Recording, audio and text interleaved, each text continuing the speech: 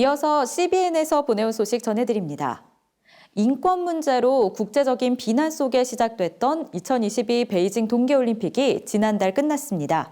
일각에서는 2022 베이징 동계올림픽에 집단 학살 게임이라는 꼬리표를 붙이기도 했는데요.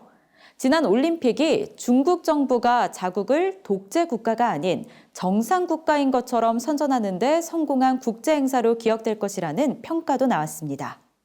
개막식 당일 네덜란드 방송사의 기자가 경기장 외부에서 생중계 중에 보안 요원에게 제지당하는 일이 있었습니다. 핀란드의 스키 국가대표 선수는 올림픽 선수촌 내 천장에서 물이 쏟아지는 영상을 자신의 SNS에 공개했다가 중국 당국으로부터 삭제하라는 압박을 받은 것으로 알려졌습니다.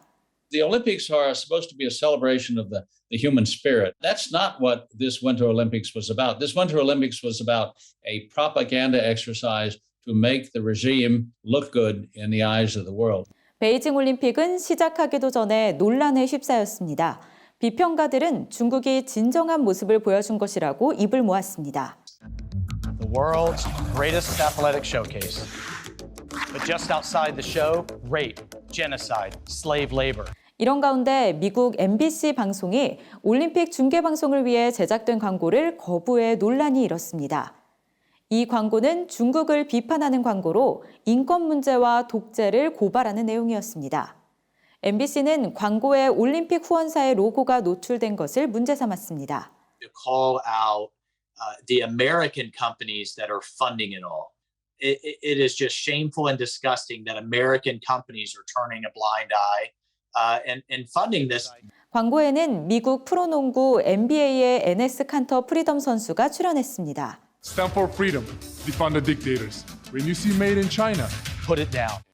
터키 출신인 에네스 칸터 선수는 세계의 인권 문제를 앞장서 제기해왔으며 특히 중국의 위구르족 인권 탄압을 강도 높게 비판했습니다. 지난해에는 자유라는 단어를 유니폼에 노출시키기 위해 에네스 칸터 프리덤으로 개명했습니다. 그러나 이와 같은 행보에 최근 미국 프로농구에서 사실상 방출됐고 일각에서는 미국 프로농구가 중국 시장을 의식해 정치적인 결정을 내린 것이라고 주장했습니다. 지난 올림픽은 1936년 나치 독일의 베를린 올림픽과 비교되기도 합니다. It's worse because we didn't know much about the concentration camps then. The persecution, the genocide of the Jews had not yet begun in earnest. But we know that there is genocide in real time against the 12 million Uyghurs in the far west of China. We know that the heads of household have been arrested and sent to concentration camps, not to mention that they, along with other dissidents, are being cut up and literally having their organs harvested and sold. 1936년 세계는 베를린으로 향했을 뿐 아니라 나치 경례를 했습니다.